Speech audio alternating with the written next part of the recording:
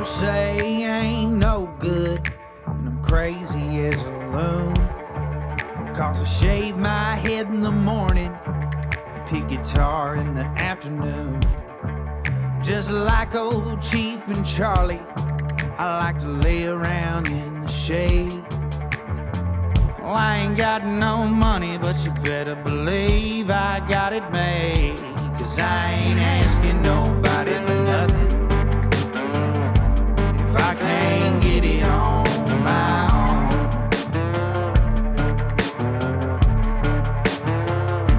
If you don't like the way I'm living, just leave this bald-headed country boy alone. What's up, fam? Before we get this episode started, we want to give a big shout out to all of our sponsors. Buzzwax, who is now our main sponsor. Go check them out on their website at KOOKAinc.com. That's where I get all my wonderful, let's just say candies from. Go check them out. Blazer 88 Foundation, Project K9 Hero, Lori's Dive-In. Check out who is on this episode, by the way, Miss Missy, who is featured on a lot of spicy social media sites, but we'll have her link on this episode. Riley's Tractor Works, 601 Roofing King and Blue Collar Alliance. Down Yonder Hat Co., Cotton Field Grill, Cashman's Pub, Better Than Basic Marketing, Middle Georgia Total Health, and our artist of the month this time, is Delta Circle. They are an alternative country band out of Savannah. Please go check them out on my Facebook now. Noble's Dirt Works, Noble's Networking, Yankee Paradise South, 22 Sierra Coffee, Hot Diggity Dogs over in Eastman, and Miss Sarah Blake Cheek. You can find her on Real Me, and on October the 5th in Fayetteville, Arkansas for the SEC tailgate. Now, each one of these sponsors are on our social media. So go to my Facebook, Josh Terry, Cochran, Georgia, and look up each one of these individual sponsors and reach out to them. All of them have wonderful products and are wonderful people to work with, and we are grateful for each and every one of them. Now, enough of me doing some politicking and selling. Let's get into the show. What's up, folks? Thank y'all for tuning into the Josh Terry podcast. Now, look, I'm going to go ahead and tell y'all before this episode starts, this is one of the episodes that I'll probably like doing more than normal. It's probably hard for some of y'all to get through, but it's one that somebody's story needs to get out, somebody's story that needs to be heard. Last night when I was on live, and y'all know how much I hate lives, this dude that follows me, Maddie, reached out to me and was like, hey, you got to listen to this girl's story. And next thing you know, Miss Kayla from over in Texas is messaging me and giving me the meat and taters of her story. And I'm like, look, I don't have shit going on tomorrow. This is a hard-hitting story. This is an emotional story. This is one that needs to be heard. And if you'll take time with me today to do it, I'll move all my stuff around. So y'all sit with us next little bit. I'm going to introduce y'all to Miss Kayla from Texas. I'm going to let her kind of give y'all a little summary to start off with of the topic for today, and then we'll jump into it. So Miss Kayla, it's nice to meet you, darling. Nice to meet you too. Thank you for meeting with me. No problem. I'm so surprised you didn't get turned off by my text messages on the way here. I had to, one of the things I pride myself on is making our guests comfortable. And when I knew that this was going to be kind of a hard show to get through, I was like, I've got to just go ahead and just like kick her right in the ass and let her know who I am and how we handle things around here. And you took it like a champ. I was very impressed. It was one, entertaining for sure, and I needed a good little laugh, especially before diving into this story. This is only the second time I've ever told it in a semi-public setting. Okay. Well, give our listeners real fast just kind of a brief summary of it, and then we'll break it down. Okay. So long story short, I am a paramedic in a very busy city. I met a man that we were friends for a couple years. We worked together. We ended up in a romantic relationship. And he ended up committing suicide in front of me. Everyone knows the stress of, our jobs as first responders. Um, they I guess, kind of understand it, but there's a lot more that goes into it that I don't think a lot of people understand. And sometimes those things can take a serious toll. And his situation truly was worst case scenario. You can kind of explain an accident or a tragedy or anything, those of us that we get hurt at work, or God forbid something happens worse at work. Those things, a lot of people, they sympathize with. But when you get into the realm of suicide, there's a lot of stigma attached to it that people don't understand. And I kind of want people to understand that, this is really worst case scenario for any of us. And it's a hard thing to process, but I think it needs to be told. And I think people need to be more aware of it. Yeah, we cover suicide awareness on this show a lot. We work with a lot of mental health awareness organizations, and you're gonna drive me nuts with that dinger. I know. I can't get Is it on your phone? No, it's on my computer. It's on your computer. Oh, how is it on your computer? Because I have Apple products and they all sync Oh, okay. So where's your phone at? over here on Do Not Disturb. Okay, well just turn your ringer off on your phone. Put on vibrate. It's on Do Not Disturb. This is on my Oh, well, whatever that is, turn that shit off. If I got to hear the dinging, because I was going to tell you, you're going to tell some sad shit in a minute, and that ding's going to pop up, and I'm probably going to laugh. And everybody's going to just be like, what the fuck is Josh laughing at? Let me turn off like all my notifications. Yeah, do that. Just turn the notifications off. It's It wouldn't be my show if there wasn't technical difficulties. We hadn't had one in a while. Listen, I am not the most technologically savvy person anyway. No, and don't worry. I've been trying to hire a little Asian fucker for the longest time to come over here and do this for me.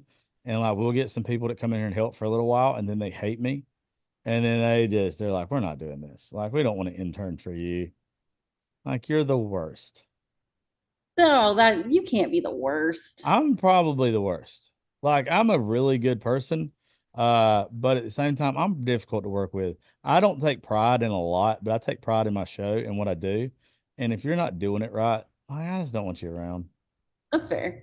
I mean, I feel like that's a valid thing. Okay, so I'm gonna text you, and if that dings on, we're gonna fight, dude. Hey,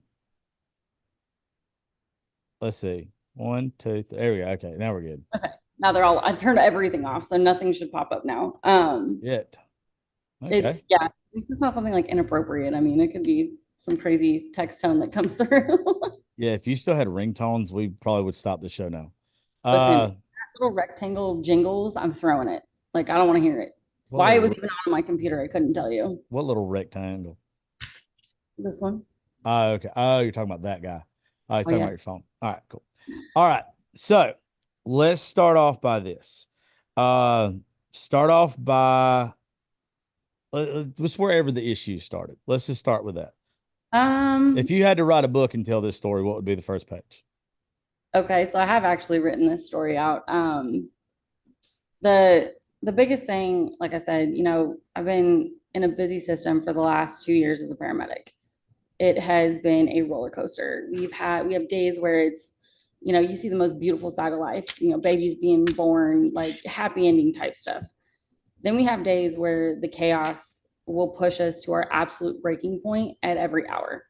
We're going from a minor car accident to, Meemaw fell and skinned up her knee and family wants to go to the hospital, or, we're pulling dead kids out of bathtubs. It's hard, it's graphic, it's traumatic, and a lot of us will push that to the side, we'll push it to the back burner. It's like, oh, we'll deal with it later because we got to go on to the next one. When Nolan and I became friends, the biggest thing was we did mental health check-ins with each other. I was in a toxic relationship. He was in a toxic relationship. He knew kind of like those bad days. So it kind of turned into this mental health check-in. That's cool. And it became our thing. Like we were good friends. He was, like I said, he was with someone else. I was with someone else. Kind of got each other through a lot of really hard stuff quietly. Like, we didn't blast our friendship. We weren't like, joint at the hip all the time, but we did check in with each other. fast forward, he got out of his, I was out of my toxic relationship. He got out of his. One thing led to another. And we just were like, hey, we're both a little fucked up from these relationships. You want to like try a healthy one? Like, let's see where that goes. Yeah. Um, Everything was great. Like when I tell you that man worshiped the ground I walked on, but he was so good to me. It was borderline disgusting. Yeah. Like I had no idea that anybody could love me like that. And it was amazing. Well, then you throw in, life happens. Obviously, I've got 3 kids. He's got his own stuff going on. We work very high stress jobs. And a couple weeks prior to his death, there was a lot of stuff going on where we work. There was ambulances had wheels falling off. I'm not talking just tires. I'm talking like wheels off the axle, like with patients in the back. One of my best friends happened to be driving one of those ambulances, and we found out it was like a 3-year-old recall they never took care of. These are supposed to be safe vehicles, right? Yeah. So, I'm stressed out. Like, this is one of my close friends. So I came home, I told him about it, and he looked at me, and I'll never forget the look on his face was like shock and fear. And you tell he's getting like kind of agitated. We never fought, like, but you could tell when he gets worked up a little bit. And I was like, what is your deal? And he goes, well, first of all, we already work a dangerous job. He's like, I already know you go out and you deal with the same bullshit that I do. And now I have to worry if you're even coming home at the end of the night based on just the truck that you're in. Not to mention, the violent psych patients we run. We got, people shooting each other on the street. Like, it's a chaotic city. So, he put that into perspective. And I was like, wow, now I'm worried about you for the same reasons. And it just that added stress to all this other stuff going on with work that's like behind the scenes, bullshit Adam and stuff. But we were working, and it was about 2 weeks prior to his death that I ran 3 pretty rough suicides back to back. I'm talking each shift. And one of them, this girl, I don't know how graphic I can get. You can get as graphic as you want to. I had a girl, we had a call. She jumped out of a 15th story window in downtown. It. And that wasn't even like the really fucked up part. The fucked up part was I walk up and, I have a student with me and I'm teaching, this is how we do this kind of, this is how we handle it. Right. And because it's a different process for us. And the firefighter that's standing across this patient's body, looking at him, or he's looking at me, looking at her, looking at me, looking at her. He goes, what the fuck? And I was like, what now? Because I wasn't paying attention. Because I don't normally look at my patients' faces. But yeah, she looked like she could have been my twin sister. Shit. It threw me for a loop. I'm talking same hair color, same eye color, same build. So I came home and I was a mess. I was like, how do you process that? It's like looking in a mirror, right? It's already fucked up out the window from 15 stories. But then to look like we could be related was a little traumatic. And that sweet man that he was actually took my phone. Well, because I'm not gonna lie, I got a little drunk that night, and as you should have. It was just one of those nights. And I usually try not to like lean towards alcohol or anything like that when I'm trying to process stuff. But that night I needed it. And so he texted my therapist, because we all have counselors and stuff we see that specialize in first responders. And he texted. The funniest part was he texted. He's like, "Hey, girl, like, I don't even sound like that, okay?" And especially not talking to her, but he texted her trying to sound like me so she wouldn't worry because it's 10 o'clock at night. And he set me up a counseling appointment. He did stuff like that, just took care of everyone around him. That's cool. And it was rough. It was, the next shift, I ran another one. Her and I were the same age. One after that, him and I ran together. And it was the guy who was trying to overdose. He ended up punching me in the face, or like got really close, and Nolan caught his hand like midair, like the Matrix or some shit. But he, we ran that call together, and, just suicide after suicide. I was like, what the fuck is going on? Hindsight, I think it was the universe just being like, hey, buckle up. Yeah. But he was under a lot of stress. I was under a lot of stress. And, what happens when you're in a relationship and you get stressed out? Start to kind of pick at each other, right? Yeah. And this was March 19th. We had our first fight ever. And I wouldn't even really call it a fight, but he was so, and I didn't realize this because he kept it pretty hidden, that he was so high strung with everything else going on. My feelings got hurt. I told him my feelings got hurt. Coming out of a toxic relationship, he didn't respond to it the way that I don't think he normally would have. And he kind of, it turned into a whole argument. And he left. Mind you, we lived together. He had an apartment down the road, but he never spent a night not here until that night. And I did not know that when he walked out the door that day, that was me the last time I saw him alive. And so we were texting back and forth. And, he had made a comment when he was here before he left and said something kind of concerning. And I was like, what are you saying? Normal people wouldn't pick up on this, but I know him well enough. And I'm like, the fuck did you just say to me? What did he say, if you don't mind me asking? He said something along the lines of, like, I'm just the disappointment, I'm the fuck up. And I'm like, you're not a fuck up. Like, yeah, you kind of did something, like, that was kind of an asshole thing to say. Like, please don't say that. And because he knew my ex was toxic as hell. And he said, I told him, I said, that's stuff that so-and-so used to do. Please don't do that. Well, he took it as me comparing them. Yeah. And it broke his heart. And it's my biggest regret to this day. But he was like, fine. Yeah, He's like, but did y'all talk about that after anymore? I tried to. He started drinking. And he was not an alcoholic by any means, but we all get, yeah. He thought our relationship was over. I drink after a breakup. Like, I'm not faulting him for it. And so that was mid-morning-ish on the 19th. And then so we were texting back and forth, and you could tell he was drinking. So I called his partner, is one of my best friends. So I called him. I said, hey, I think he needs like bro time, just, I don't think he wants to talk to me. And I'm concerned, because he was making these comments of like, well, I'll just fix the problem. I'm like, what does that mean?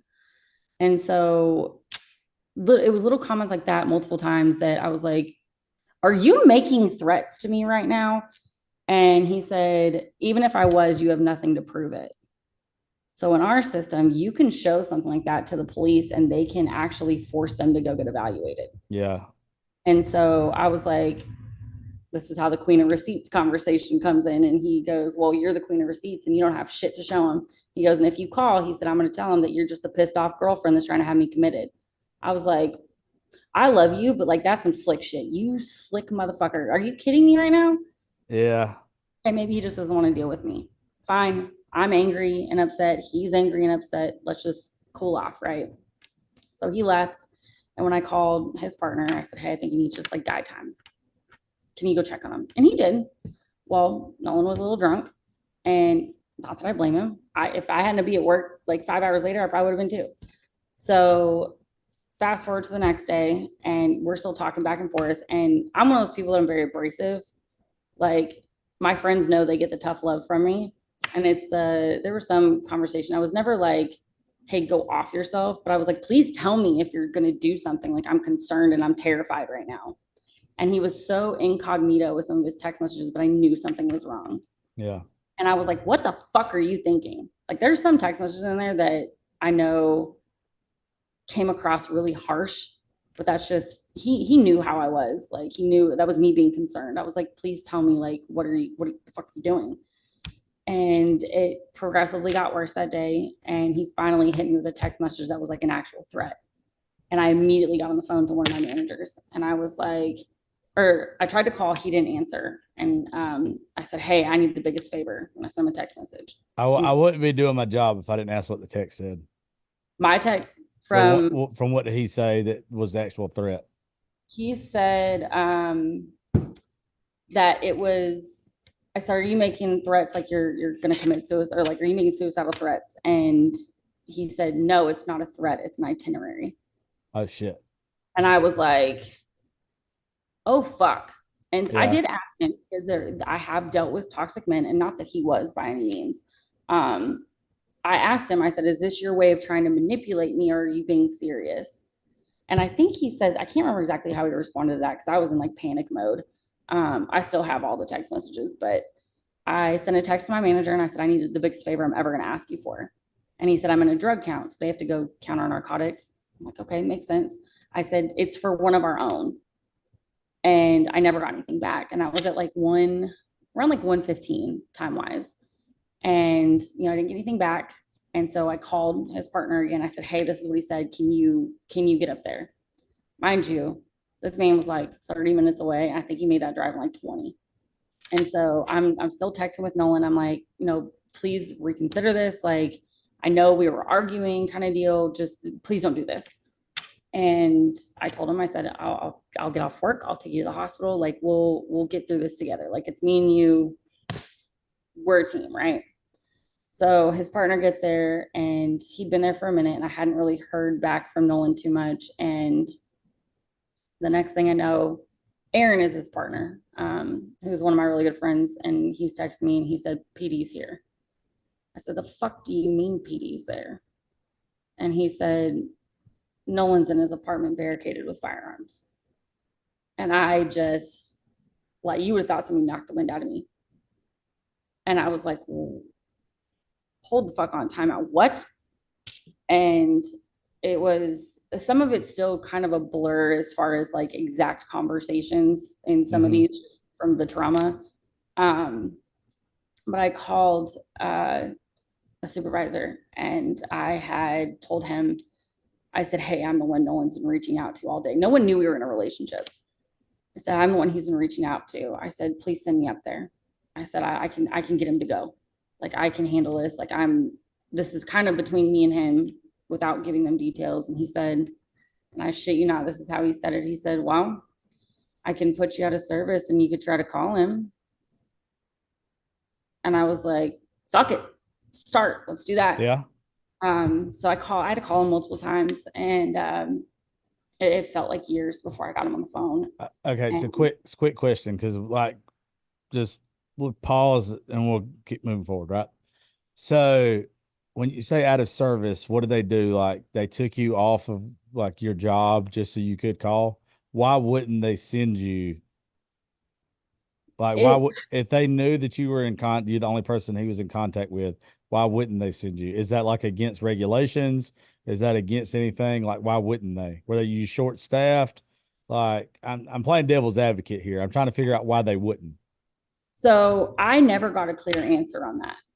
The clearest answer I got was quote unquote, it was for your safety. I'm like, but the police are there.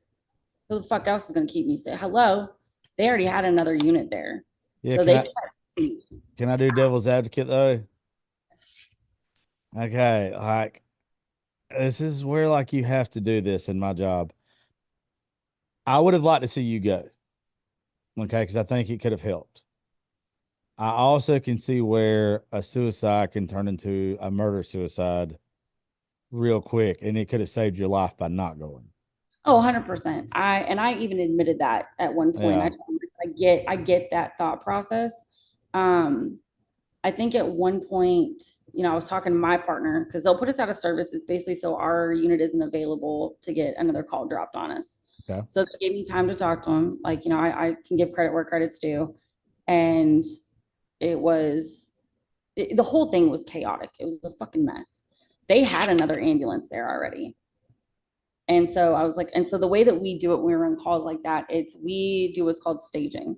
So we have to be within a quarter mile of wherever the address is, but we wait until the police make sure that it's safe. And when they make sure that it's safe, their guidelines or protocols, whatever you want to call them for them, I don't know how they word it, but it's, they have whoever's there, they are 100% sure there's no weapons involved, like they're gone. Like they go in and disarm whoever it is, and then they bring us in. So I was requesting to go up there, not just like, Hulk smash into his apartment and be like, sup, bitch, let's go to the hospital. It was, I want to be closer because I was 30 minutes away. Yeah. And so he said, I'll put you out of service so you can call him. And I was like, okay, like, fuck it. Like that works. I'll take it. And, Aaron's giving me updates as far as like PD's here. Like, I'm trying to get information for you from like ground zero, basically. And so I was out of service for probably about an hour and a half, give or take, while I was on the phone with them. And it took a while to get him on the phone. Like, I just repeat dial. And I finally texted him. I was like, you better answer your goddamn phone. And so he finally picked up, and you could tell he was drunk. And again, I don't blame him. I mean, hell, I've been drinking too, but I was at work. So I talked to him and I'm trying to talk him down. I'm like, just let's think logically here. Let's think rationally. Like, what about your mom? What about your brothers? What about, my youngest was like his biggest fan, so I was like, what about Scarlett? Like, that little girl adores you. What the fuck are you thinking? And the one thing he said to me was, he said, you guys will be fine once you pick up the pieces. He's like, everyone will be fine. Oof. What the fuck? So I'm talking to him and I told my partner, I said, give me your phone. I said, I'm calling supervisor again. Called, get the same supervisor. And I was like, he needs to go to the hospital. Like, I'm trying not to cry. It's all I right. said, Take your time. Take your time. I told him, I said, please send me up there. Like, he needs somebody that he's comfortable with. Usually with he's considered a psych patient because it's suicidal threats or suicidal ideations. With a lot of psych patients, they can be unpredictable. Mm-hmm. Sometimes familiarization does help, depending on how comfortable they feel with that person. And so I said, please send me up there. And he said, well, I have to call this other supervisor that's on scene. I was like, okay, cool. And he's infamous. Everyone knows he's infamous for I'll call you back and then like doesn't call back. So I Yeah. was like, fucking call me back. And so a little bit more time goes by. And at this point, like the conversation is just getting more emotional. And we had switched to FaceTime. And Nolan was 6'1, 220, built like a brick shit house. And to watch him sitting on the floor in the fetal position, sobbing, like you could see the physical exhaustion from like his mental and emotional exhaustion. Did he have before this, to your knowledge, like any mental breaks or anything? I'm not like I never really questioned stuff like that as Okay. far as what kind of emotional state he was in, other than, hey, how are you doing today? Like we Okay. didn't really cry and this stuff like that. So as far as I know, I'm Okay. not Let privy to. me, all right, let me ask you like this, and this would be hearsay. Has anyone that you know that knew him came up to you after the fact and was like, we saw warning signs of this long ago? So yes, not in particular to like this incident. So this is where it gets real messy. Okay. Um, he was in the middle of a divorce. Okay. Um, his ex-wife works with us. Okay. That's fun. Um, and this is completely third party information from what I had heard, is that I don't know the details of why she called, but what I had heard is she had had him committed before. Okay. And I had asked him and I was like, and I told him, I said, if you don't want to talk about it, like, I'm not going to pry. Like, I love you for who you are right now standing in front of me. But if there's something I need to be worried about, let me, like, we're both Yeah. paramedics, just let me know. And he was like, yeah, she did. He was like, I'm not proud of it. And he was like, but I'm okay now. I said, okay. I said, if anything changes, just promise me and that's how another part of our mental health check-ins. So promise me that you will tell me if you are ever not okay. And he said, that pinky promises became a big thing because of that conversation.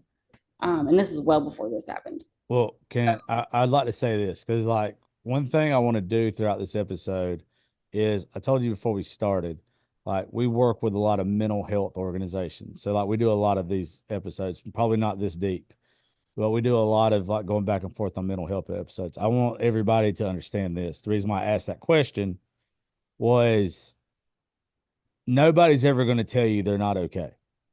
Nobody's ever. You have to find the warning signs. You have to like see that someone's not okay. And you have to be the kind of aggressor. Like you have to be the person that you care about that person so much that you know that they're not okay. And you sometimes they just need space. The person that I was recently in a relationship with, they're the only person that I've ever dated that when they were that pissed off or they were upset, you had to leave them alone. Like you like when they were upset, talking to them did not do anything to where any other woman that I've ever been around wanted to be talked to. Like and everybody's different is the point I'm trying to get to. Oh, 100%. Like if just because someone says they're okay doesn't mean they're okay. That is something that I learned obviously the hard way with this, but we did also have the good communication of I can name 2 nights that, we had those like deep conversations where we were sitting on my bedroom floor and he was in tears, I was in tears of how dangerously close we've come to hitting that breaking point of just holy shit, life's really heavy right now. Yeah. Like this, like big emotions, and it's him and I did have that open communication where he got vulnerable. Like he would tell me, he would come home. I think it was a bad call he ran that he was like, he came home and he's just like, it's just one of those days. I said, okay, cool, let's talk about it. And he's like, I'm not ready to talk about it. Fair Yeah. enough. I said, mind you, he's like, 7, 8 inches taller than I am. And I sat his big ass down on the bed and I took his work boots off for him. And he's like, the fuck are you doing? And I was like, I'm taking care of you. And he's like, what do you mean you're taking care of me? And I was like, well, you don't want to talk about it. You look like you're about to fall over because you're exhausted. I was like, just sit down. And I went and I turned the shower on, took his boots off for him, literally undressed him like a toddler. And he was so pissed at me for a minute. And, I put him in the shower. I was like, go. He got out. I had dinner ready. And he came out and he was like, holy shit, no one's ever done that for me. And he did. We sat there on the floor of my bedroom. He broke down crying and he was like, I never knew somebody could love me like this. And I said, this is what we're supposed to do. This is what healthy like relationships look like. Yeah. We're covering toxic shit. It's like, oh, this is weird. I don't know what to do with this. So we did have as far as I knew, a pretty open communication line as far as that aspect goes. Um, Looking back on it, I think he was it was like a manic episode.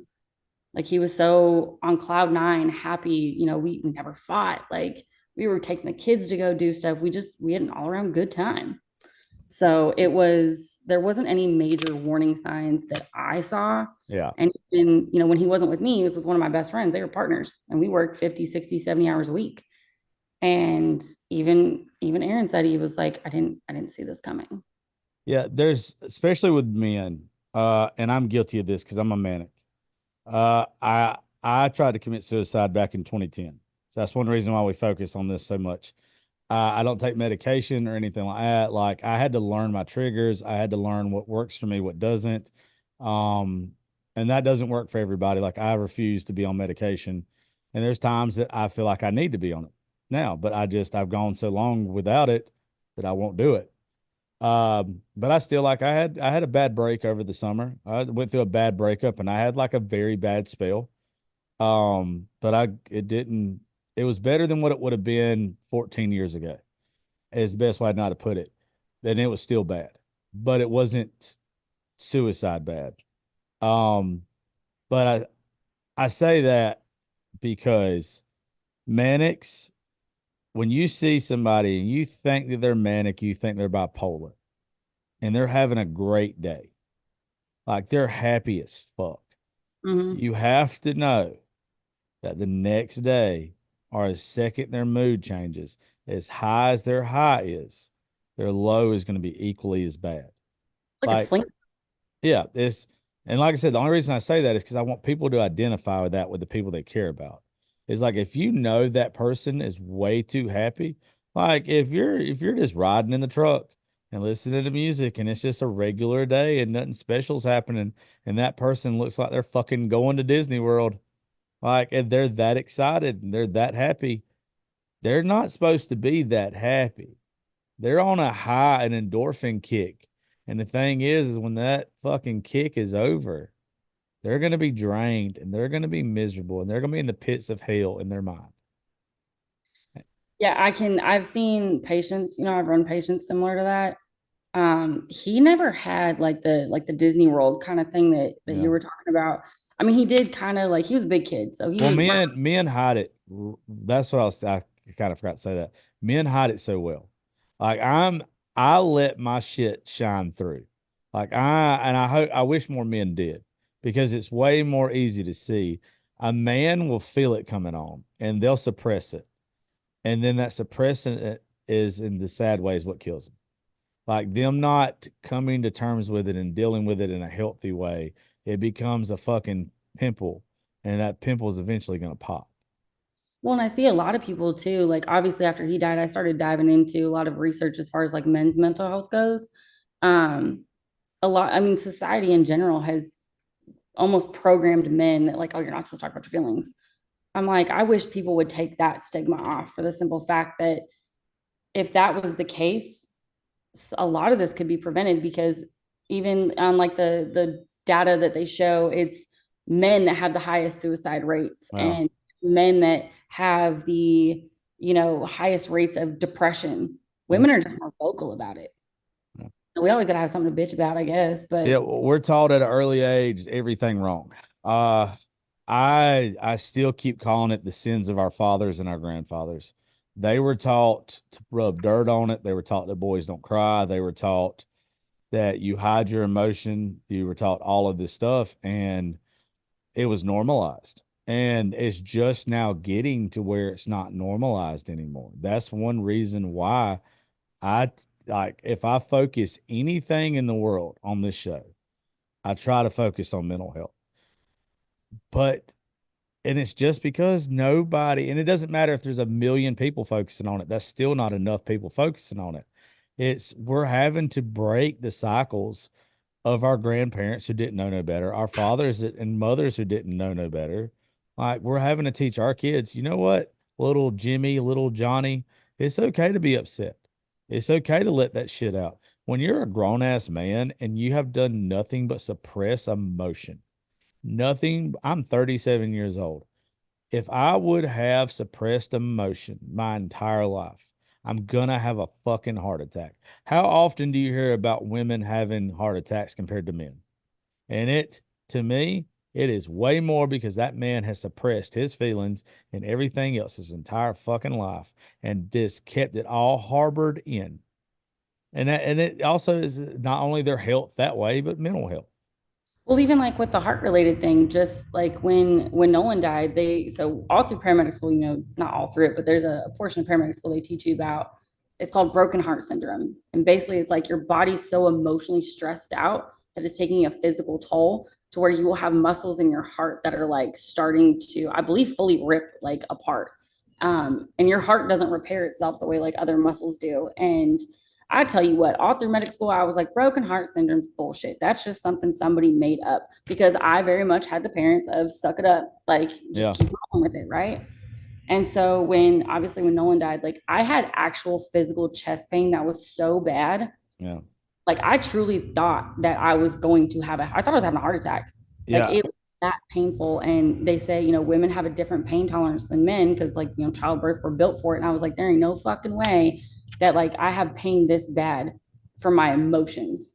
Yeah. And I didn't believe in it until this year. I went through a very bad breakup at the beginning of summer, and I felt like for a good month and a half until I got a hold on myself, felt like I had a constant anxiety attack.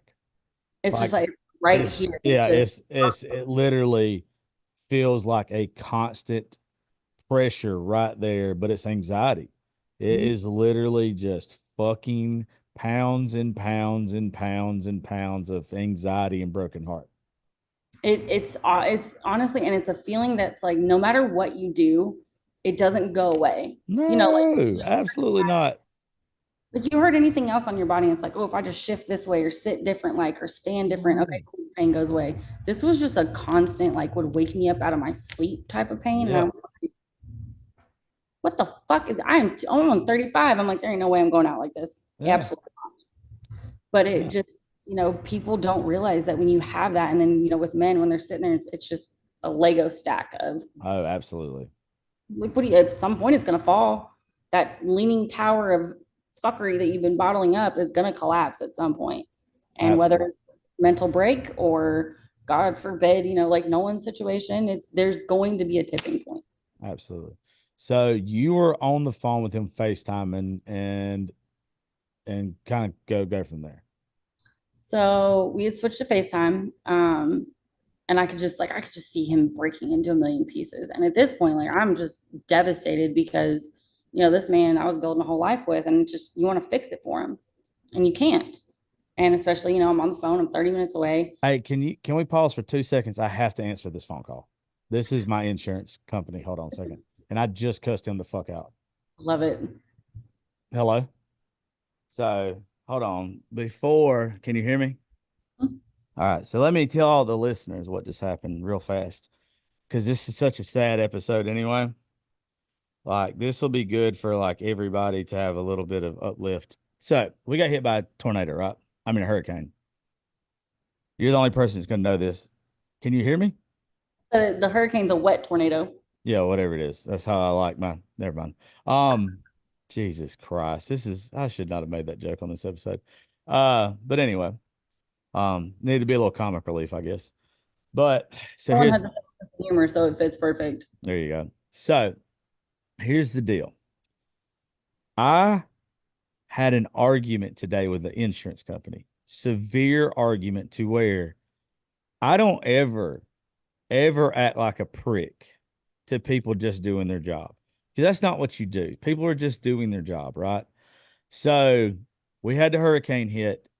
My truck got wrecked in the hurricane a little bit, right? So when it got wrecked, it was because the road was washed out. And I couldn't see that it was washed out. So my truck slid into a ditch. I filed a claim. It was raining so hard you could not see. Filed a claim and all this kind of stuff. Well, my insurance was about not to pay me because my license was suspended. I didn't know my license was suspended. They found out my license was suspended when I filed the claim, but they had been accepting my money for the past 3 months while my license was suspended, while I was paying my insurance every month.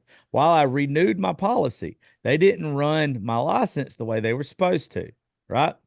So when I got on the phone with them a while ago, I was like, how fucking dare you? This is what insurance companies do. You look for a way to profit off of somebody's tragedy. Everybody around here is probably calling you right now, and they are heartbroken because something that they've worked their ass off to get is messed up. It is broke. It is whatever. And you guys are looking for an excuse not to pay. You didn't mind taking my money when the bills came due, but now the reason why I'm paying you, you're trying to find a loophole. Well, anyway, I was a dick to the first time. Well, the second time I called, I have a Senate resolution in my name in the state of Georgia. I'm not the only podcast that has a Senate resolution in their name in this country. Like, I'm in the history books in the state of Georgia, right? Shit. And like, shout out to my guy, Mr. Bruce Mathis, who's battling cancer right now, by the way, who's our labor representative for getting that done for me. Thank you, sir. But anyway, so when we got off the phone the second time, I was like, you know what? This is what I'm going to do. I done sent them all the documentation to where it was an accident while my license got suspended anyway. It made no sense that it was suspended. It was so stupid that it was suspended. It was just a little loophole. It was a crack that something fell through. I sent them a copy of my Senate resolution in my name, and I sent them a nicely worded email. And it pretty much said, I just want you guys to know who I am before you decide not to pay me. I'm not being ugly, but I want you to know what I've done for this state, what I've done for this community, the work that I've done with mental health, the work that I've done with our veterans, and all this kind of stuff. If you guys choose not to pay me, this is the person you're choosing not to pay. Even though you decided to take my money, you made the same mistake I did. You didn't check my license no more than I checked my license. And anyway, they just called me back. You got to hear a little bit of it. They just called me back 30 minutes after I sent that fucking thing. That's why it took me longer to get you on here because I was handling that. As soon as they got that fucking document, all of a sudden they're like, oh, okay, we're going to pay you. And now we're going to overnight the check. Suck All of a sudden, I had a change of heart. I don't know what That's happened. crazy. I told the last woman before I got off the phone, and I don't like doing that. I'm not that guy. I promise you. When I go out or when I'm in if people know me, I don't like it. I'm not that guy. I do not like attention. I'm the only person that I know that works in social media and does a podcast that just, I do not like being in the spotlight. I like to do my job. I like to do it, and I like to just have fun with my friends, spend time with my daughter. I do not like being in the spotlight. I like for people that I think deserve to be in the spotlight to be in the spotlight. I don't think I deserve it. That's the first time. One other time I did it, and I had to drop dick on a guy because he was rude to my daughter and my baby mama, like rude to both of them. And Gracie just so happened to had one of our shirts on with my picture on the back, and we got a complete refund on that shit too. But I had to do that while ago, and it just goes to show you, people don't think that they care about what you're going to put on them on social media. Like they were fucking scared that I was fixing to badmouth the shit out of them. And I was going to. I was fixing to tear Southern General a new asshole on social media. I'm talking about bad.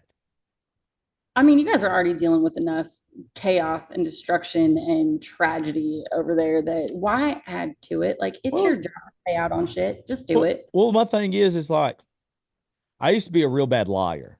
Like I used to be a notorious liar when I was younger. I just didn't like my life. And I would just lie and lie. My buddy used to say I would rather climb a tree and tell a lie than stand on the ground and tell the truth. It was just I was not happy with myself. So I would lie, lie, lie, right? And anywho, I got to the point to where I got so sick of being that person. I am so just like in your face with the truth now. Like just so bluntly in your face with it. Brutally honest. Yeah, brutally honest. And I told them a while ago, I said, I am going to tear you guys a new asshole if you don't make this right. I'm not the person to do this to. I'm not trying to big league you. I'm not trying to be a jerk. But with everything bad going on right now, everybody around here struggling, everybody's hurting. Don't make me be the guy that has to go on a crusade against insurance companies because I will. I'm a crash test dummy anyway. If I feel like you've wronged somebody, if I feel like even like I'm scared to hear the rest of this story already because I know how I am. Like I'll go on a crusade. I'll prove a point. I'll cause a scene to make sure that what's supposed to get done gets done. Like anytime some shit like I feel like an injustice happens, I got told at a very young age that you don't wait around for somebody to make it right. You be the fucking person that makes it right. And I'm telling you, that's why I'm scared to hear the rest of the story. Like, The rest of it is a little brutal. Especially when I went back to work. That's gonna be the messy stuff. well, let's get back to it. Let's get fuck the insurance company. Thank y'all for paying me though. Hey, insurance is like legalized gambling if you think about it. As they're dicks, dude. Somebody a long time ago figured out a way to screw us. Like that's all it is. Like somebody and different levels of it. I have two trucks, and I thought both of them were covered under the same policy and had the same coverage. No, both of my trucks got messed up in a hurricane on the same policy, but have different coverage. Had no idea. I don't even know how that works. I don't even know how they're on the same policy, two different coverages. I hate That's the every, fine print shit. I hate everybody right now. It even says on my shit too. It says rental, and like it says zero next to rental, but it says there's rental coverage on it. It just there's zero that they give you on it. Isn't that stupid? It's like you Why have don't just rental. take the whole fucking line off? Yeah, it's like you have rental coverage. Yeah, you do, but we're going to give you zero on it. Oh, well, you can go fuck yourself. That's what you can do. Anyway, enough about me and my stupid shit. Let's get back to you because that's what's important. Oh boy. Which part was that? Let's go with we were talking about we were kind of just we had rambled for a second, so let's get back on track to where it was pretty much you was on FaceTime with him. We'll just jump back there. Okay, so yeah, so we had switched to FaceTime. And now before anybody gets their panties in a bunch over this, it was my decision to stay on that call. It was my decision to stay with him. That was me. That was not him. That was me. Um, so we were on FaceTime. I went back to my partner. I think we're at like an hour, maybe at this point, time wise. And this is about almost 3 hours after I originally reached out for help for him. And so I go to my partner, and my partner knows I'm a little crazy. I will say some out of pocket shit. I do my job well, but I tell people all the time I'm a good paramedic. I'm a shitty employee because Yeah. I don't like when people come at me sideways. I don't care if they're my boss. I'm gonna give it back. Like, don't treat me like shit and then expect me to treat you with respect, kind of deal. And I just live my life that way, whether it's at work, at home, it don't matter. Just Yeah. be kind to me, I'll be kind to you. You want to come at me like an asshole, I'm gonna do it better than you. Sorry about your luck. Absolutely. So my partner knows that I will say some unhinged stuff sometimes. And at this point, watching him break down is obviously his death was hard, but watching what led up to it is what haunts me the most. It's watching this person that I saw as like the strongest foundation in my life. Like, he took care of me, like he loved my babies like they were his own. Just, this was the strongest man that I knew. And he was my rock. Like, those days that I had bad days, he just took care of everything. And to see the flip side of that, as far as how bad his heart was hurting that day, was the most devastating out of all of it. Yeah. So I go to my partner, and and mind you, I'm outside of the truck because I don't know what he's gonna say. I don't know what's going on. I'm trying to focus on him. And I throw open the side door, and I was like looking at him all crazy. My partner looks at me, and he just had this look on his face like, what the fuck she have going on now? And he obviously knew what was going on. Like, he had worked with Nolan several times. He loved working with him. My old partner, he hated working with other medics. Like, he would get pissed at me if I called out and he had to work with somebody he didn't like. But if Nolan and I switched shifts, he was cool with it. They were work buddies.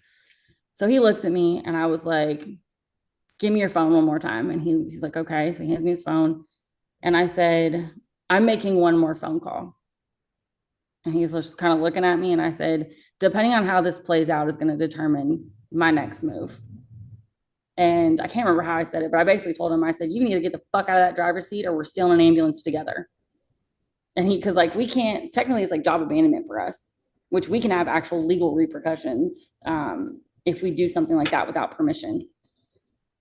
So I called, I get the same supervisor, and he's just like, there's a lot going on, blah, blah, blah. And I said, I get that.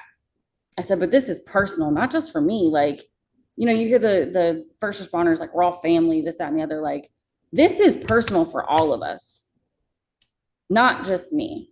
Yeah. And, I told him, I said, I don't give, and I should not have spoken to my supervisor the way that I did. I was emotional and I was in panic mode, and it doesn't excuse how I spoke to him. And I was in the wrong for that. I can admit that. And I told him, I said, I don't give two flying fucks. I said, you either drop that ticket on me as like making me the primary medic. I said, or just clear me up there. It doesn't matter. Because, which actually I almost forgot about this part. While I was on the phone, before we switched to FaceTime, SWAT's outside of his door. And I told him, I said, I'm doing what I can to try to get to you, keeping us both out of trouble. Like, I'm not just going and doing some cowboy shit and leaving with, that I'm going to get repercussions for. And I heard him yell through the door. He said, Kayla, she's a paramedic. She's on shift right now in this service area. He goes, get her here. He said, he told PD, he said, she's the only one I'll leave peacefully with. And I heard him yell this to PD. And in the midst of all that, I'm texting Aaron, trying to tell him, I said, I'm trying to get up there. I said, he's asking for me. He only wants me to take him to the hospital. I don't know what the fuck the delay is.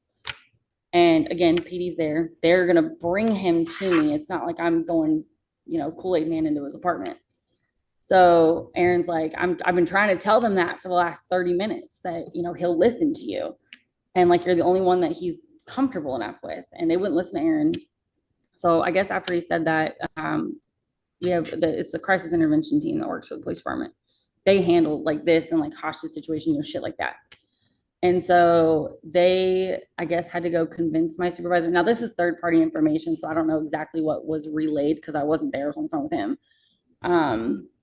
And I guess somehow, some way, PD cleared me in, and I, make that call to my supervisor after I told my partner that if either he could get on board because we're going to steal an ambulance together, get the fuck out.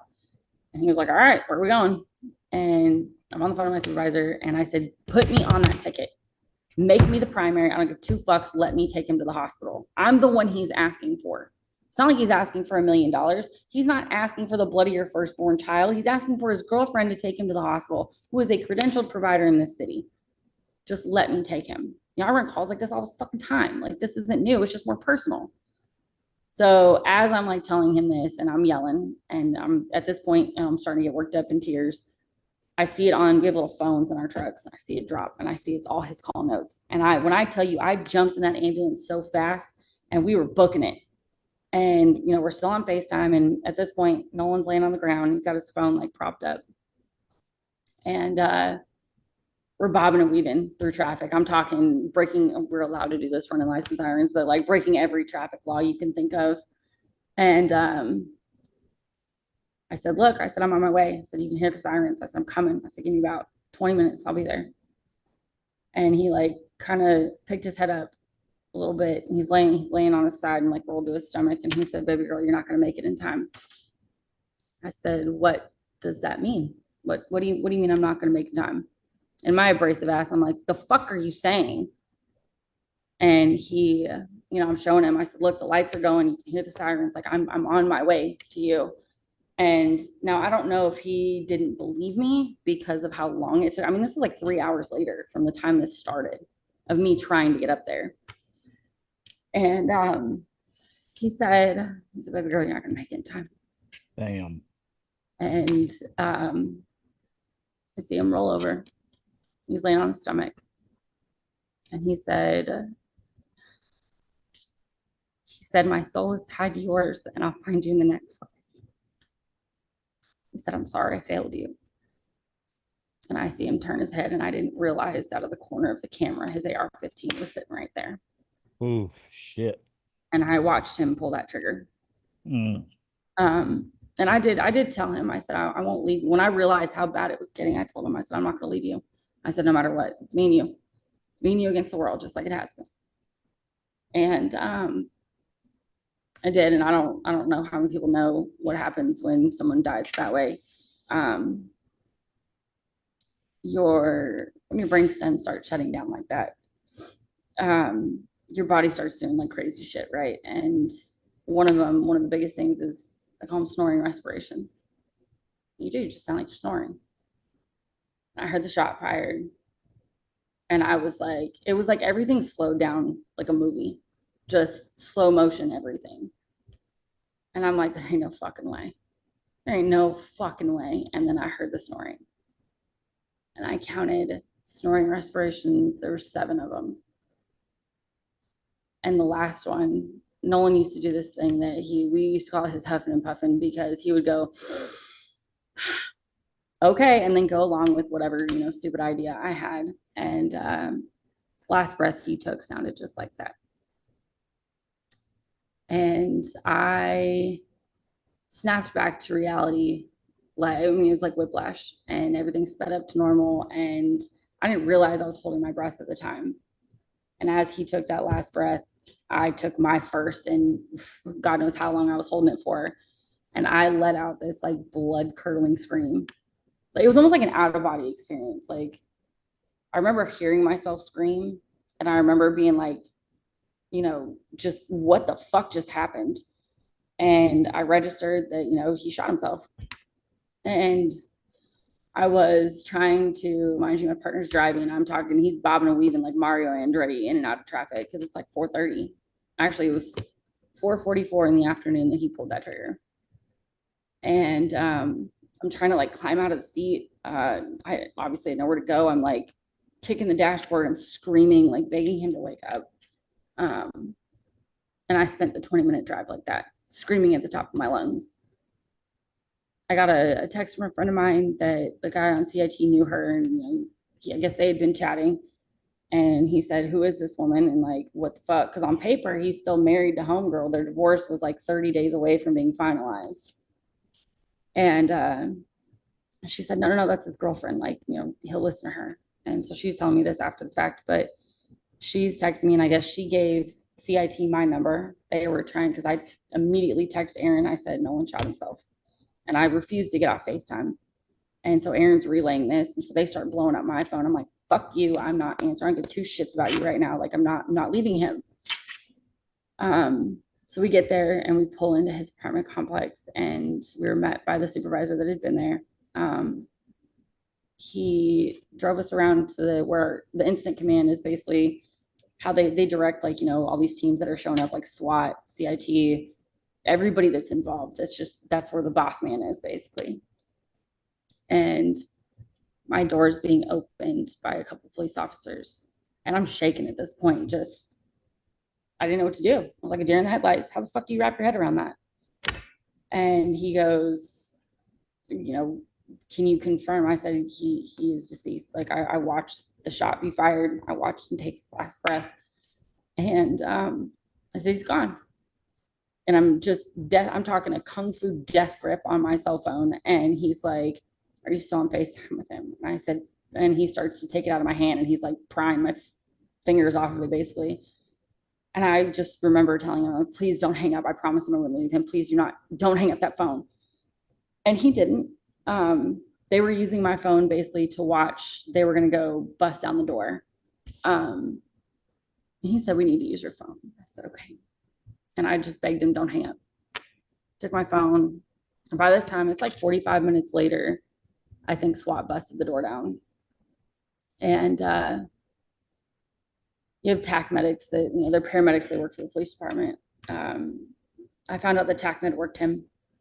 And they only worked him because he was one of us. Any other patient, there's obvious signs of death. It had been too long. Like, we all knew there was no coming back from that. And I cannot tell you how much I appreciate them for trying. And at this point, I can't remember how I got to the back of the ambulance. Some of it's a little bit of a blur as far as like how I got certain places. I was in the back of the ambulance, and I'm sitting in the captain's chair behind the stretcher, and I'm just, from what Aaron told me, I would look like I had this glazed over look on my face, and it was just constant tears. Like, I wouldn't talk. Like, I was just in shock. My supervisor had gone up, and they terminated resuscitation, which, we're allowed to do in the field with certain guidelines. We have to call a doctor, all that stuff. And he came in, and I'll never forget it. He approached me like I was an injured animal in the corner. And he was like, do you know where you're at? I said, uh-huh. He goes, do you remember what happened? And I said, uh-huh. He knelt down next to me, and he grabbed my hand. He goes, we did everything that we could. And I said, I know. He said, Nolan's gone. I said, I knew that before I got here. Like, I know. And he's crying. I'm crying. Aaron's just in shock. Like, that man refuses to cry in front of anybody. And we're just like, what the fuck happened? Like, what the fuck? How do you wrap your head around this? And at this point, another one of my coworkers who works for a medical director's office, he pulls up, and he's a friend of mine. And he gets in the ambulance, and he hugs me, and I just lost it again, just starts stopping. And in the midst of all this, Aaron had been trying to call my dad. And my dad lives in North Carolina, and he's, blowing my dad's phone, and my dad's not answering because he's like, probably, who the fuck is this? Well, the police officer comes back, and he's like, I have your phone. And he never hung up that call. He helped me keep my last promise to him. Ooh, shit. Oh, shit. And I could hear them talking. I could hear police officers are in there, and I was like in shock again. And I'm holding on to my phone, and I looked at Aaron, and I was like, I can't do it. I can't hang up the phone. I said, this means this is it. This is final. And he looked at me, and he said, I got you. And he took the phone from me, and he ended the call. Aaron was the first person I saw there outside of, like, my partner's with me, obviously. Mm-hmm. When they took my phone, I was like, where is he? I was like, where's Aaron? Because I knew he was the only person I knew there. And when I tell you, me and this man have been through hell and back together. And I'll never forget it. I was like doing this number trying to find him. And I see him running through the parking lot. Mind you, neither one of our fat asses like running. So the fact that he ran says a lot. And so he's running, and I was like, what the fuck? And my knees buckled. And he caught me right before I hit the ground. And he had, I'm talking mascara all over his shirt. It was on his face because I'm like fighting him. I'm like, please tell me this isn't real. So back to being in the back of the ambulance. When I got my phone back, I handed Aaron my phone. I said, call my dad from my phone. And he did. And he's like, hey, you know, I don't know exactly what he said, just gave him the cliff notes of what happened of Nolan shot himself and Kayla watched him. And my dad was like, where's she at? And my dad and I don't do the emotional stuff really. It's the, you know, he had 3 daughters. And I don't know, I guess he treats me like his only boy, I guess. He's just like tough love, right? Yeah. And I will never forget the absolute desperation on the other end of that phone. And I was just like, hi. And he goes, what the fuck? And I was like, yeah, I've been asking the same question for like the last hour. I don't know what the fuck. Hmm. And he goes, I know this is the worst time to ask you this. He said, but please tell me you're going to survive it. And at the time, it didn't click as like what he was asking me. And, you know, a lot of people, if you know anything about suicide, sometimes it can be a domino effect. And my dad was like, Survivor's remorse is a real thing. it is. And I've been dealing with that roller coaster for the last 6 months. And he asked me, he said, please tell me you're going to survive this. And I said, I don't have a choice. Yeah. I wasn't given a fucking choice. And I said, I'll call you when I get home. And mind you, his apartment is like 0.2 miles from my house. I drive by it every day. Every day I drive by it. And that was the only night he ever spent in that apartment. So next thing I know, I've got 2 big managers rolling up.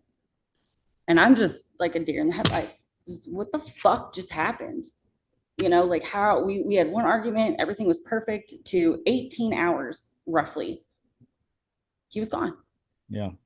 Like what, how that was, there was no time to process anything, let alone our argument to what he thought was a full-blown breakup to now he's dead. Yeah. What the fuck? So I had 2 managers show up, and one of them's a little abrasive, which I don't mind it because I'm the same way. So normally people like that don't bother me. And I just looked at him and I said, because we carry our narcotics on us, we have to check them in and out, whatever. And I was like, I want to go home. My house is right there. It's a 15-minute walk. I want to go home. And he hits me with, I don't know if he just doesn't do well with emotions. Like I don't know him well enough to like comment on that part. But I felt like he was just annoyed with me. Yeah. And he's like, well, you have narcotics and you're still on the clock. And I said, I don't give 2 flying fucks what I have on me. I'll deal with it tomorrow. And which obviously we're not allowed to take them home. But I was so distraught that I was like, I don't care. I don't care.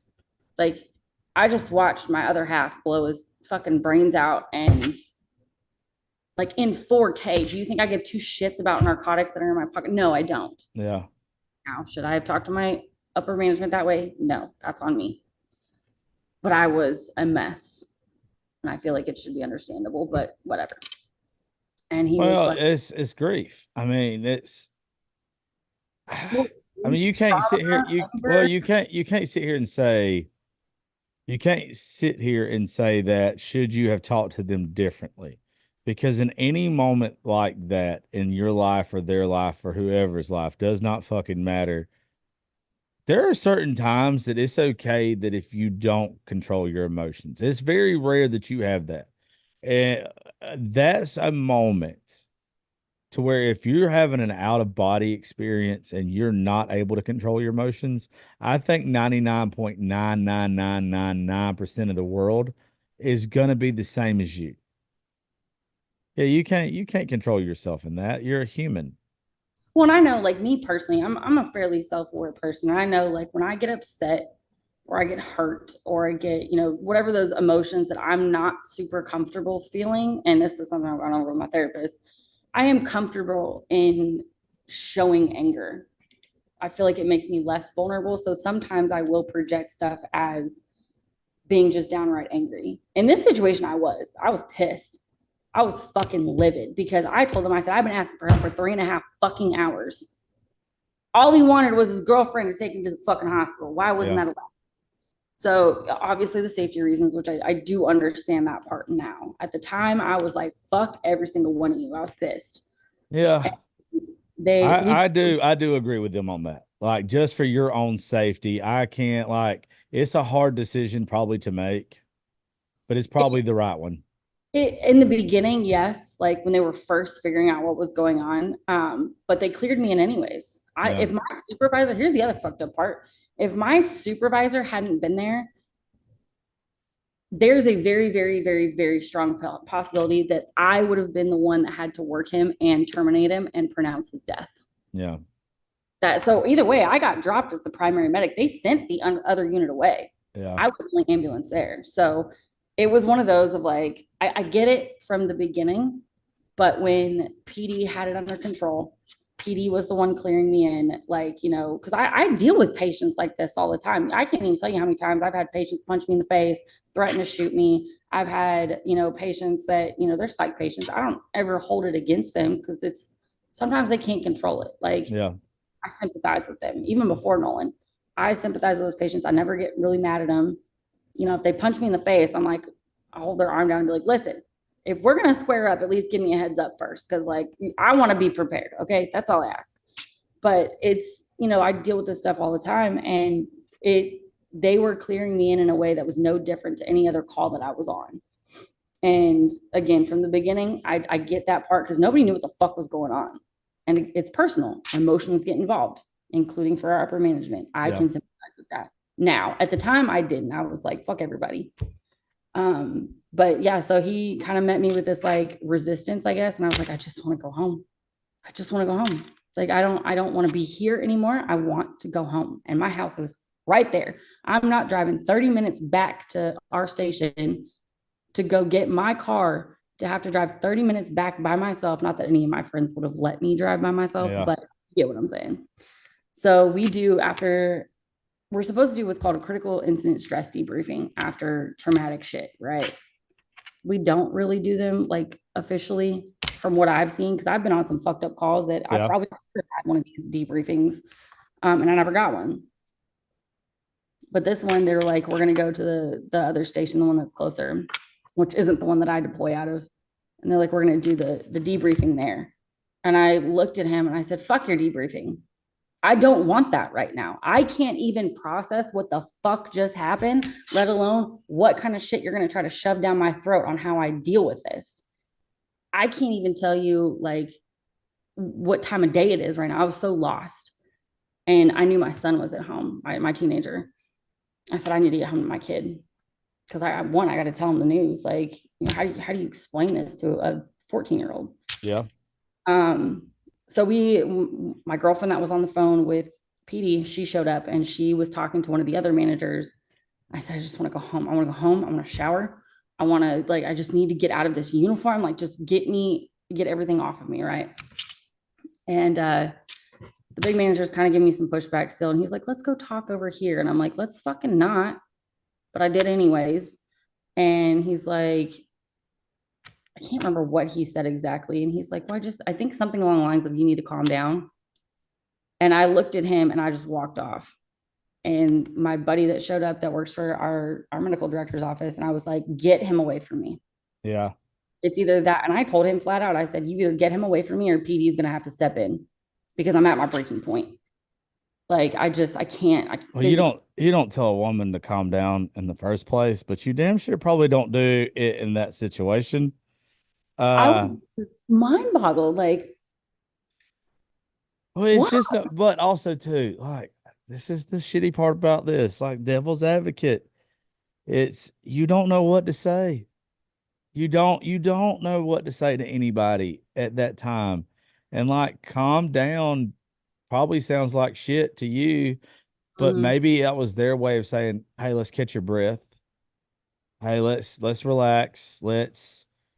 There's nothing that you're going to hear in that moment that's going to not sound horrible to you."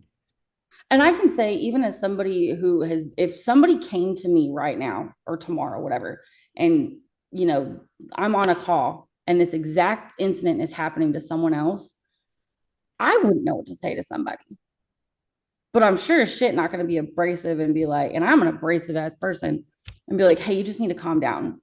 My Yeah. biggest issue in the way that I felt that day with how they were speaking to me was the tone. The tone felt like annoyance. It felt like inconvenience. And it was the nope, you have to take this truck back to the station. And my partner's jumping in and he's like, I'll drive it back. Like, I fucking drove it here. I'm Yeah. allowed to drive too. Like, what does she have to be in the truck for? And, I was like, he's like, well, you're still clocked in. I was like, fucking adjust the time. I Yeah. don't care. Like, I don't Yeah, care. that's dickish. That's dickish. That's not being sympathetic to the situation at all. There's no Uh, empathy. yeah, there's no empathy there. I don't. Yeah, there's no devil advocate there for me. That's just showing no empathy. That's just being.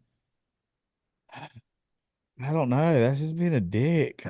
Like, I'll tell you, it gets worse though with that okay, that okay. conversation. So I said, I was like, I think I said something along the lines, and now I don't know if I used my outside voice on it, but I was like, I'll huck these motherfuckers over the fence and deal with it tomorrow. Let the ATF or DEA, or not ATF, DEA come deal with me tomorrow. I don't care. Give me my drug anomaly. Let me piss in the cup and I'll be on my way. And so he is just harping on the fact that, like, I have these narcotics. And I was just like, I don't know how many different languages do you want me to tell you? I don't give a fuck. Like, this is the least of my problems. And so my Hey, buddy from hey, real quick, do you need to take a piss or anything? no, All right, can we take a piss and take a break for a second? Okay. yes, All right, folks, we're back. I had to take a break. You have made me cry. You've made me tired. You gave me all kind of emotions.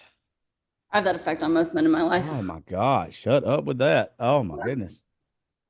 I All told right. you. It's, Back. it's okay. It's a lot. It's a lot. And a lot of our listeners, everybody already kind of that listens to the show one way or another, because we talk about it so often, battle with mental health stuff ourselves. And I don't know. I don't know. I just know that if this is a story that's weighing heavy on me already, then it's got to be weighing heavy on everybody else. So, and it's got to be weighing heavy on you, especially. So, a little break couldn't hurt nobody. So let's go. Let's keep going.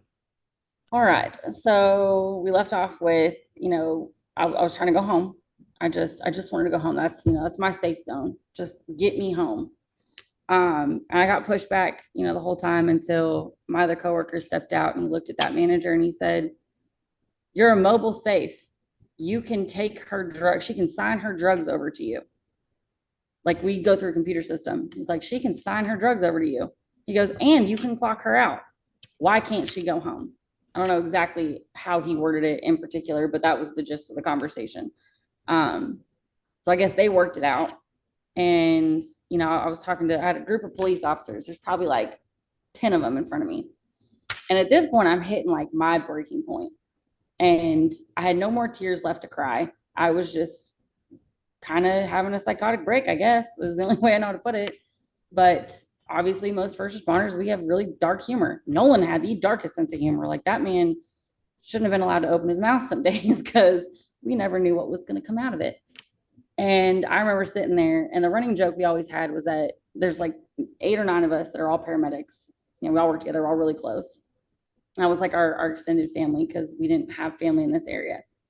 And the running joke is that we were all going to hell and we're getting VIP seating because of our humor. And I looked at the ground and I said, "You can't get out of this relationship that easy. Joke's on you. I'm going to Amazon a Ouija board here and have that bitch here by tomorrow." Oh shit. And I did not realize that I said this out loud in front of like 10 police officers. And again, they can force us to go get evaluated. And I think it was Aaron that stepped in and said something. He's like, "No, no, no, this is how she is all the time." Like, because I started laughing because I had no tears left. Like, I Yeah. was just, I just started hysterically laughing. And they're looking at me like, I got like 14 screws loose, which I probably do anyways. It's okay. And We all do.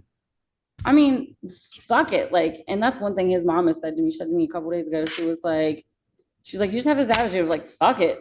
I'm like, "Well, what else am I supposed to do? Sit here and try to change the past? I can't." And so she kind of rolls with it with me too. And we'll get to that part as why she's such a big part of my life now. But it was just like, I was at my breaking point. And the other manager that had showed up, he had a little more empathy and like sounded a little more compassionate in my eyes. And he said, "I'm so sorry. Is there anything I can do?" And I hadn't met Nolan's family at this point because they live like an hour and a half away. You know, we both work crazy schedules and just hadn't gotten there yet. And the one thing I told him, I said, I need his mom's number. And he kind of looked at me and I said, she deserves to hear this from somebody who loved him and not a random stranger or a random police officer. And he kind of looked at me and I was like, I'm begging you. This is the one thing I'm asking you for. Like, I want her to know that her son was not alone. Yeah. Kind of, right. Now, that was another thing as a mom. Like, people are like, why the fuck did you stay on the phone with him? As a mother, I wanted to be able to look his mom in the face and let her know that I did everything that I could and I made sure that he was not alone. Even if it was on the phone, he still, you know, I was there and he at least knew that he was loved. And you know, how many people get the opportunity to spend the last moments with somebody they love? Yeah. Die alone, you know, in a hospital, whatever. Like I count that as being lucky in my eyes. So he looks up Nolan's employee profile, I guess, on his phone, and I see his face drop, and he goes, "I'm so sorry." And at that point, again, at my breaking point, I was like, "What now? Like, what else bad do you have to tell me? Like, what? Spit it out." And he's looking at me, and I mean, you could see like he felt bad. And he goes, "Kayla, he changed you to his emergency contact." Oh shit. And I was like, and my knees started to buckle again. And I don't know if it was my friend Caitlin or if it was Aaron that caught me, but it was just, I was like doubled over, like, you motherfucker. Like, you couldn't have told me that when you did it. And so his mom was one of the emergency contacts. And I think they had already contacted. So I don't know if they weren't giving it to me because I was such an emotional wreck or if they had already talked to her and she was already an emotional wreck, obviously. It just, I don't know, but that's the conversation that we had. So they agreed to let me go home after, you know, he was just like, oh, hey, you're a mobile safe, take the fucking drugs. And he did. But just the fact that like he had to be reminded of that and was like almost trying to force me to go back pissed me off. Yeah. I'm like, why? Okay, he's my supervisor's boss. Like, so he's up here and I'm down here. I'm like, why the fuck are you being told that by someone else? Like, why didn't you come up with that? Instead of being like, oh my God, you have drugs on you. You have narcotics. Why couldn't you? It's your job to find solutions to problems as a manager. Why did someone else have to remind you of that? That's how I felt at the time. That's why I was so angry because I was like, why? I don't blame you. I think anybody would have felt the same way. I mean, like, I get where he's coming from. Like, I can't take these narcotics home, but it's like, you're going back there. What? Why do I have to go? So in hindsight, yes, that did piss me off for a few weeks afterwards, but I had bigger fish to fry at that point. So I don't remember exactly how I got there. I know Caitlin drove me home, but I was in such a daze. I don't remember the drive home. I don't remember, you know, conversations as far as after the fact. I know I had multiple police officers come up to me. The police officer, the police chaplain was coming up to me and she'd handed me her card. I honestly have no idea what I did with it. It might be in my work bag, but you know, she was offering me resources. You know, I had police officers coming up and hugging me because I run with these guys all the time. And they're just like, please let us know if you need anything. Mind you, they're not affiliated with who I work with, but they were offering me everything that they could at the time, like what they had in their hands, right? So some of those conversations are a bit of a blur, but Caitlin gets me home and I walk in and my best friend lived with me at the time.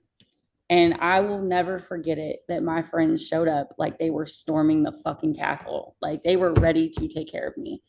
And she was here and she comes running down the hall. Mind you, my son didn't know what was going on at the time. And she comes, I hear her she's got little teeny tiny feet. I hear her little feet down the hallway. And I saw her and I just immediately started sobbing again. And she hugged me and, you know, we were all super close. Nolan was part of that. And she starts crying. And I had one of my oldest friends, the running jokes at our friendship's like death row, that we're like not getting out of this alive. And he knew what was going on. He lives out of state and he was contacting her. And she said that he was the one that told her what was that, you know, that he had shot himself. And so she, you know, Nick just wants to know how you're doing. And I was like, I don't know how to answer that. Like, I don't even know what year it is right now, homegirl. Like, I can't even tell you how I'm doing. And so we get there and they decided to do the debriefing at my house because I was like, I just want to go home. So my friend that showed up that works for a medical director's office, he showed up and he brought food for all of us. At one point I was sitting there and he said, "Is there anybody I can call for you?" And I was like, "I don't even know." Like my dad is in the process of booking a flight out here. And he goes, "Do you have a counselor?" And I was like, "Yes." So I gave him my phone. He stepped outside and talked to her probably a good 30 minutes, I think.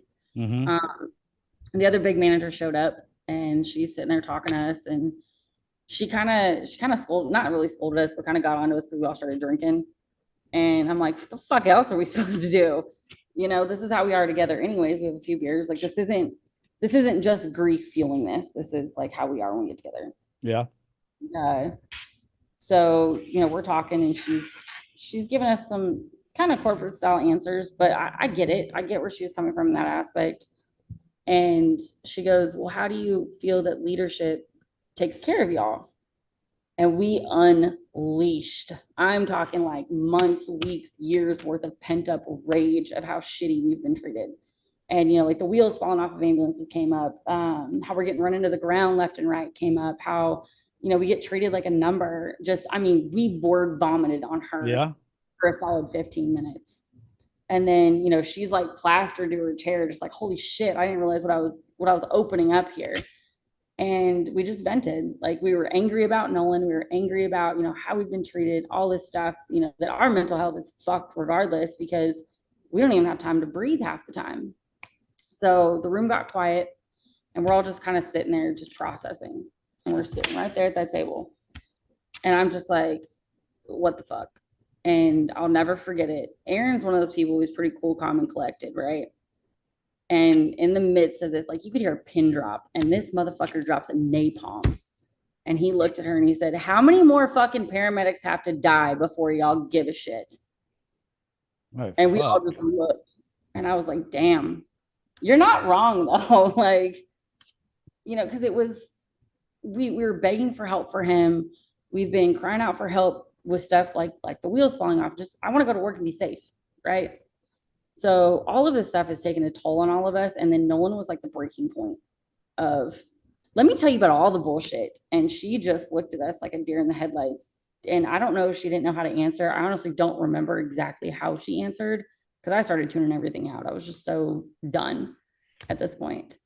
And, I love my friends more than anything. They were at my house for about 2 weeks. My house was full. I got hovered over quite a bit. And Ava, who's one of my best friends, that girl's like my sister. I couldn't even open a bottle of Tylenol without her being like, "How many of those you taken?" First of all, I love her to pieces, but I'm like, first of all, I'm not eating a bottle of Tylenol. That is a slow and painful death. Nobody wants that. Second of all, I've been crying for 17 hours. Can I take a Tylenol? You know what's funny about that?